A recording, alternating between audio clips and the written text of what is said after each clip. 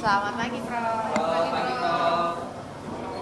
Ya, Prof. Jadi hari ini Hari ini saya hadir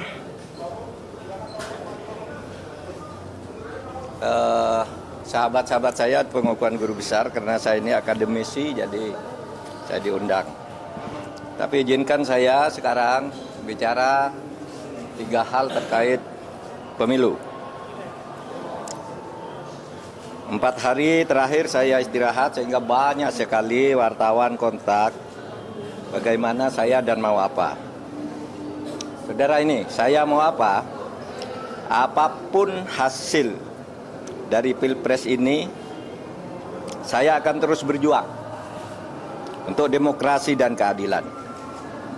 Jalan perjuangan untuk demokrasi dan keadilan bukan hanya pemilu. Pemilu hanya salah satu ekspresi demokrasi. Saya pernah tak di jabatan apapun pada tahun 2014 sampai 2016, tetapi tetap produktif berjuang dalam demokrasi dan penegakan hukum. Gerakan civil society dan kampus-kampus adalah sumber gerakan demokrasi dan perubahan dari otoritarianisme menuju demokrasi.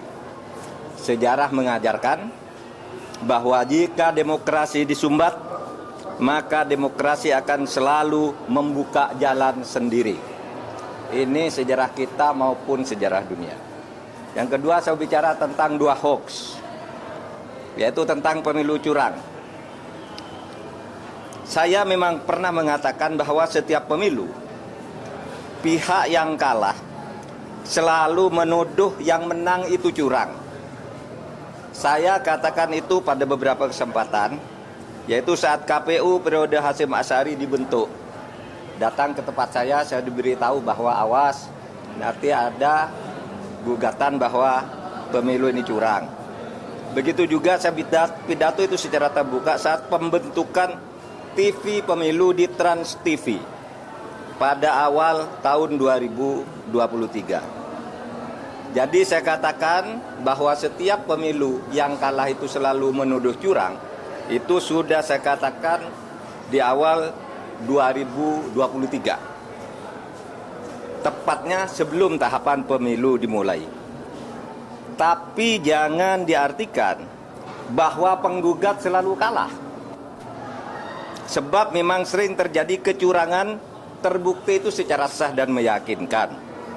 Ketika saya menjadi ketua MK, MK pernah memutus pembatalan hasil pemilu dalam bentuk perintah pemilihan ulang maupun pembatalan penuh. Sehingga yang menang dinyatakan disqualified dan yang kalah naik. Jadi bisa pemilu ulang, bisa. Misalnya saya sebut contohnya hasil pemilu kada Jawa Timur tahun 2008 saat Khofifah dinyatakan kalah dari Soekarwo. Kita batalkan hasilnya dan diulang. 2 hasil pilkada Bengkulu Selatan yang menang didiskualifikasi, yang di bawahnya langsung naik. 3 hasil pilkada Kota Waringin Barat sama dengan Bengkulu Selatan, dan banyak lagi kasus di mana ada pemilihan ulang, terpisah, daerah tertentu, desa tertentu dan sebagainya.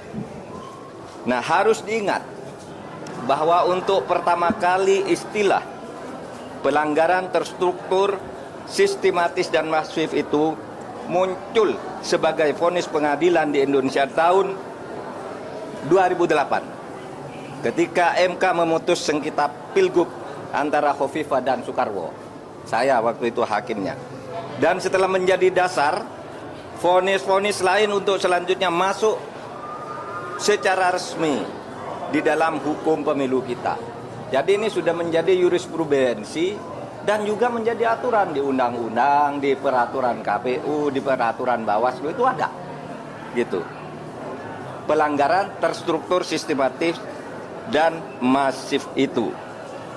Jadi ini bukan hanya jurisprudensi sekali lagi, tetapi juga termasuk di dalam peraturan perundang-undangan, dan buktinya banyak pemilu itu dibatalkan, didiskualifikasi, ya. Saya nangani ratusan kasus tentang ini, banyak. Ada yang diulang beberapa ini, ada yang dihitung ulang dan sebagainya. Tergantung hakimnya punya bukti atau tidak, atau kalau sudah punya bukti, menerima bukti apa berani apa tidak. Berikutnya, hoax lagi tentang hubungan saya dan Ganjar. Ada viral di medsos bahwa saya tak kompak dan diisolasi dari Ganjar dan PDIP karena pada hari Rabu tanggal 14 Februari saya bilang sudah 4 hari saya tidak bertemu atau berkomunikasi dengan Ganjar. Padahal waktu itu ketika ditanya oleh wartawan Rabu pagi itu, kapan Pak terakhir ketemu Pak Ganjar? Saya bilang sudah 4 hari saya tidak berkomunikasi, tidak kontak. Kenapa? Karena sejak kampanye terakhir tanggal 10 Februari di Solo dan di Semarang, saya langsung umroh.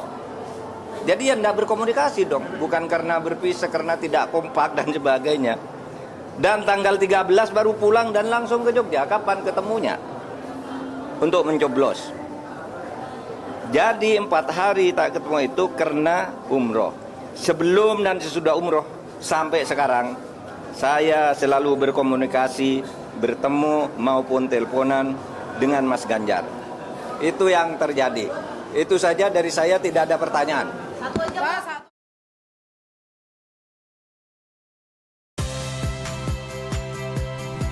Saya Audrey Chandra. Saksikan program-program Kompas TV melalui siaran digital, pay TV, dan media streaming lainnya. Kompas TV, independen, terpercaya.